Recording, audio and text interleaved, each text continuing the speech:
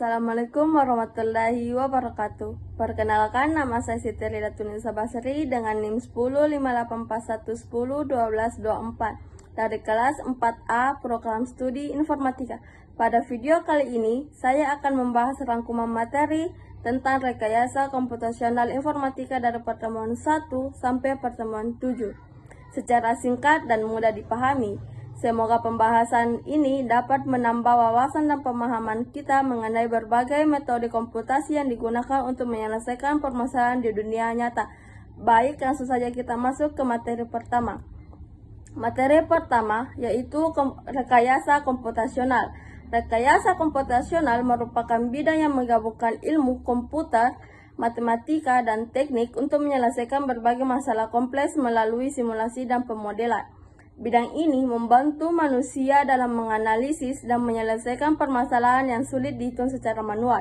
Adapun rekayasa komputasional banyak digunakan dalam bidang kesehatan, industri, energi, transportasi, hingga kecerdasan buatan. Dengan perkembangan teknologi saat ini, rekayasa komputasional menjadi salah satu bagian penting dalam pengembangan solusi yang efektif dan efisien. Materi yang kedua yaitu metode heuristik algoritma greedy pada knapsack problem. Metode heuristik ini adalah pendekatan untuk menemukan solusi yang baik dalam waktu yang relatif cepat. Salah satu metode heuristik yang populer adalah algoritma greedy pada knapsack problem. Algoritma ini digunakan untuk memilih barang yang memberikan keuntungan terbesar dengan kapasitas yang terbatas. Terdapat beberapa strategi yang dapat digunakan, yaitu berdasarkan keuntungan besar, berat terkecil, dan rasio keuntungan terhadap berat. Dari hasil perbandingan, strategi berdasarkan rasio keuntungan terhadap berat menghasilkan solusi yang paling optimal. Materi yang ketiga yaitu algoritma greedy. Algoritma greedy adalah metode penyelesaian masalah optimasi yang bekerja dengan memilih keputusan terbaik pada setiap langkah.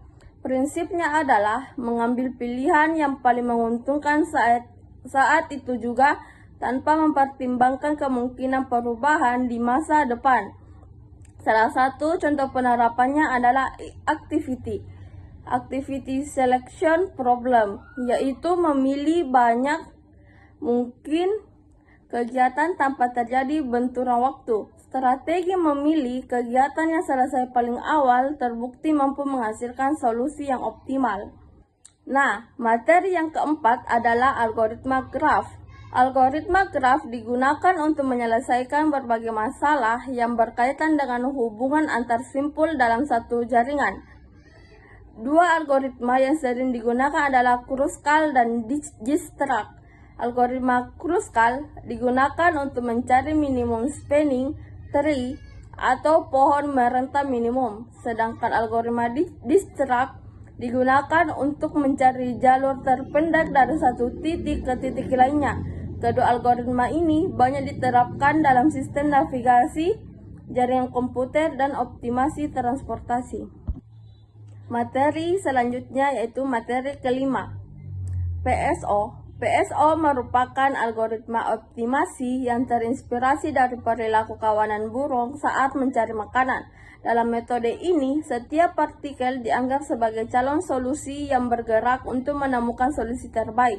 Pergerakan partikel dipengaruhi oleh pengalaman terbaik individu dan pengalaman terbaik kelompok. PSO banyak digunakan karena mudah diterapkan, cepat dalam menemukan solusi, dan mampu menangani masalah optimasi yang kompleks. Materi yang keenam yaitu studi kasus PSO pada prediksi harga rumah. Nah, pada pertemuan kali ini dibahas penerapan PSO dalam mengoptimalkan parameter regresi linear berganda untuk memprediksi harga rumah. Variabel yang digunakan adalah luas bangunan dan jumlah kamar. Setiap partikel menghasilkan nilai prediksi yang kemudian dievaluasi menggunakan RMSE atau root mean square error. Hasil terbaik diperoleh dari partikel yang memiliki nilai RMSE paling kecil sehingga dianggap sebagai solusi yang paling optimal. Materi yang terakhir yaitu materi ketujuh, Monte Carlo dan teori Andrea. Monte Carlo adalah metode simulasi yang menggunakan bilangan acak untuk memodelkan suatu sistem. Salah satu penerapannya adalah pada teori antrian. Model MM1 digunakan untuk menggambarkan sistem antrian dengan satu pelayanan, sedangkan MM2 menggunakan dua pelayanan. Dari hasil diketahui bahwa penambahan jumlah pelayanan dapat mengurangi waktu tunggu pelanggan dan meningkatkan efisiensi pelayanan. Metode ini dapat diterapkan pada bank, rumah sakit, pusat pelayanan, dan berbagai sistem pelayanan lainnya. Itulah tadi pembahasan materi rekayasa komputasional informatika dari pertemuan 1 sampai pertemuan 7. Nah, dari seluruh materi yang telah dipelajari dapat disimpulkan bahwa berbagai metode seperti heuristik, greedy, algoritma graf, PSO, dan Monte Carlo memiliki peran penting dalam membantu menyelesaikan berbagai permasalahan secara efektif, efisien, dan optimal. Semoga materi ini dapat menambah wawasan dan pemahaman kita mengenai peran komputasi dalam kehidupan nyata. Apabila ada kesalahan, mohon dimaafkan. Wabillahi taufiq wal hidayah. Wassalamualaikum warahmatullahi wabarakatuh.